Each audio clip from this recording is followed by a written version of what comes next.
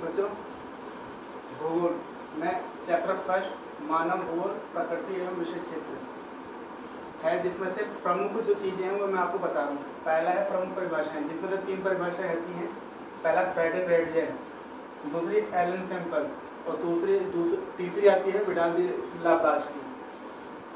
Frederick Ratzel, जो short में Ratzel भी कहलाते हैं, उन्होंने कहा था कि मानव भूगोल मानव समाजों और उनके धरातल के मध्य संबंधों का संश्लेषित अध्ययन है। मतलब मानव जहाँ पे भी रहता है अपने प्रकृति और धरातल पर पूरा का पूरा हस्तक्षेप करता है, उसके क्रियाकलापों में सीधा सीधा असर पड़ता है उसके वातावरण पर।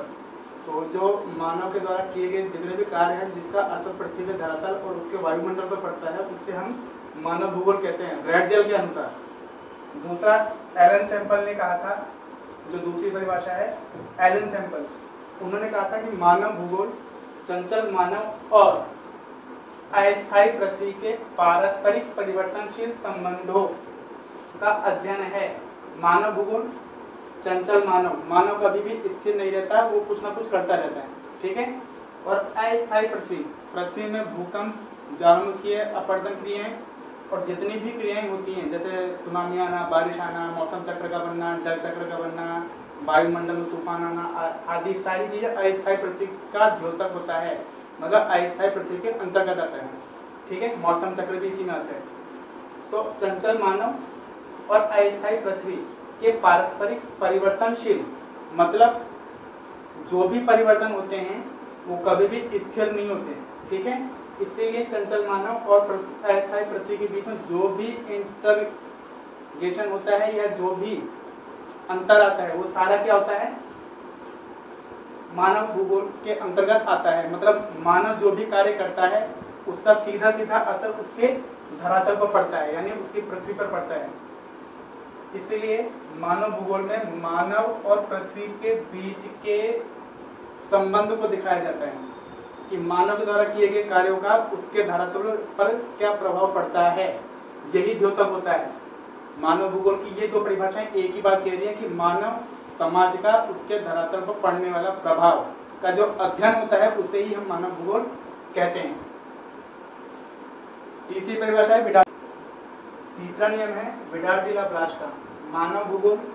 इन्होंने कहा था कि मानव भूगोल पृथ्वी को नियंत्रित करने वाले भौतिक नियमों तथा पृथ्वी पर निवास करने वाले जीवों के पारस्परिक अंतर संबंधों का संश्लेषणात्मक ज्ञान है। मतलब क्या है, मानव भूगोल सिर्फ एक मानव के ही द्वारा नहीं बल्कि धरती पर जितने भी जीव रहते हैं उनका और धरती का जो बीच का तालमेल होता है या बीच में जो क्रियाकलाप होता है उनसे पड़ने वाले प्रभावों का समग्र अध्ययन होता है। दूसरी चीज इन्होंने क्या कहा कि पृथ्वी को नियंत्रित करने वाले भौतिक नियम कौन कौन से होते हैं, जिसमें पहला होता है तापमान, दूसरा होता है अपरदन, तीसरा होता है अपक्षय, चौथा होता है जलवायु, इसके बाद में अक्षांश, देशांतर, सूर्य ताप जो हमारी धरती को मिलता है, उसके बाद में जितने भी सौर ऊर्जाएं होती हैं, कॉस्मिक रेस होती हैं, ये सब भौतिक नियमों में आते हैं। पृथ्वी की चाल, पृथ्वी का दैनिक गति, पृथ्वी की वार्षिक गति, सब इन नियमों में आते हैं। भौतिक नियमों में ये सारी चीजें आती है जो मैंने आपको अभी बताई है। वर्षा है, पृथ्वी घूमने की रफ्तार है, घूमने की दिशा है, दिन और रात का बनना है, ये सब भौतिक नियमों में आते हैं। तो पृथ्वी को नियंत्रित करने वाले भौतिक नियम तथा पृथ्वी पर निवास करने वाले जीवों के पारस्परिक अंतर संबंधों का, पृथ्वी पर अगर कोई जीव रह रहा है तो वो सब क्या है, पृथ्वी के नियमों में बंधे हुए हैं। अतः उस नियम के अंतर्गत वो जो भी काम करते हैं उन सबका प्रभाव उस पृथ्वी पर और उन जीवों पर पड़ता है। ये विडाल डी लाप्लास ने कहा था और यही इनकी परिभाषा है। मतलब यही है कि मानव या जीव का जो भी कार्य होता है वो उस धरातल पर प्रभाव डालता है और यही मानव भूगोल कहलाता है। मानव भूगोल पूरी तरह से कृत्रिम भूगोल है, इसे मानव के द्वारा ही बनाया गया है।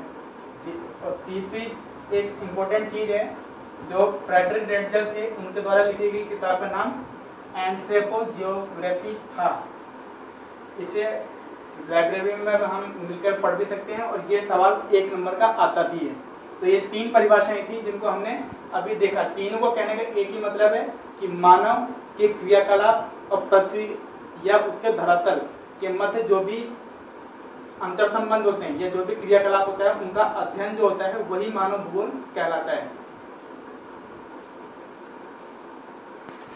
मानव भूगोल को दर्शाने वाले कुछ सिद्धांत हैं, जिसमें 12 क्लास में सिर्फ 3 सिद्धांत हैं, जिसमें से पहला सिद्धांत है नियतिवाद या निश्चयवाद।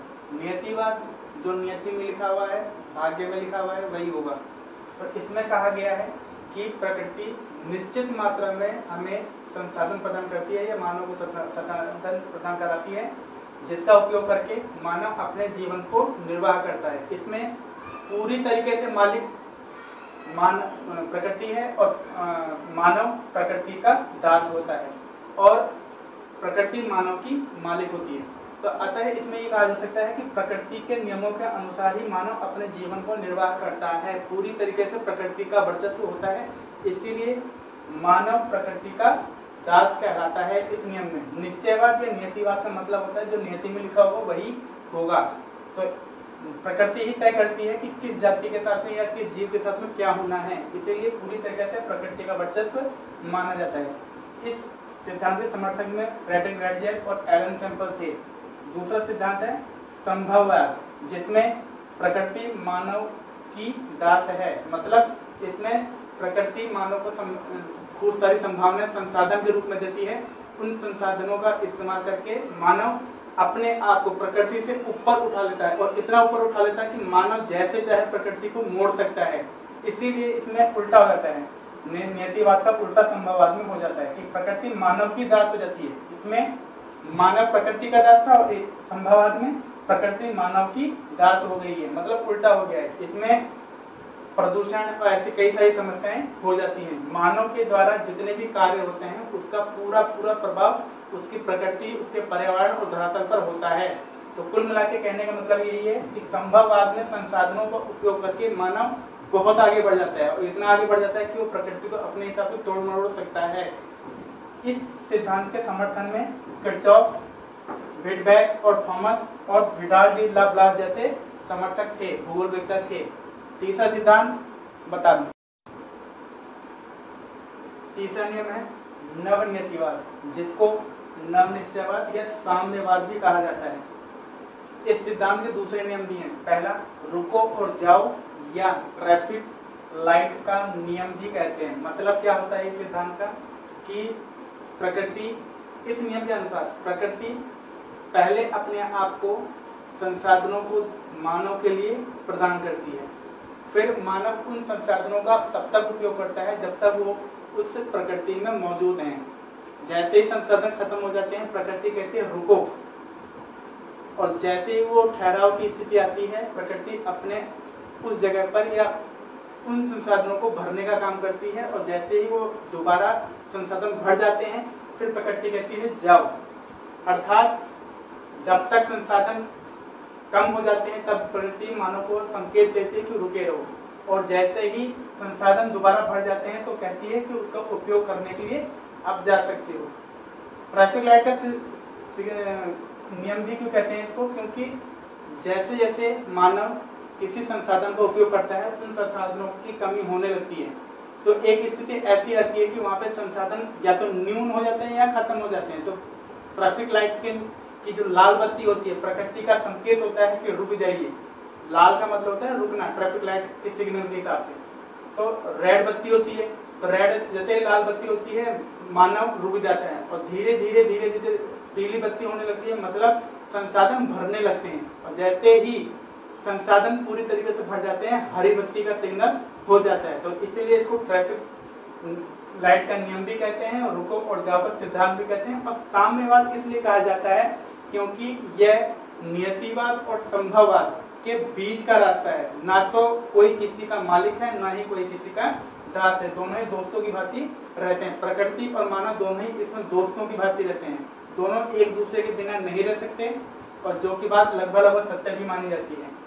इस सिद्धांत को ग्रिफिथ टेलर के द्वारा दिया गया था, और समर्थन में ब्रुंच, एनवी स्कार्फ, रॉडर और जॉर्ज स्टैडम जैसे महान भूगोलवेत्ता भी थे जो इनका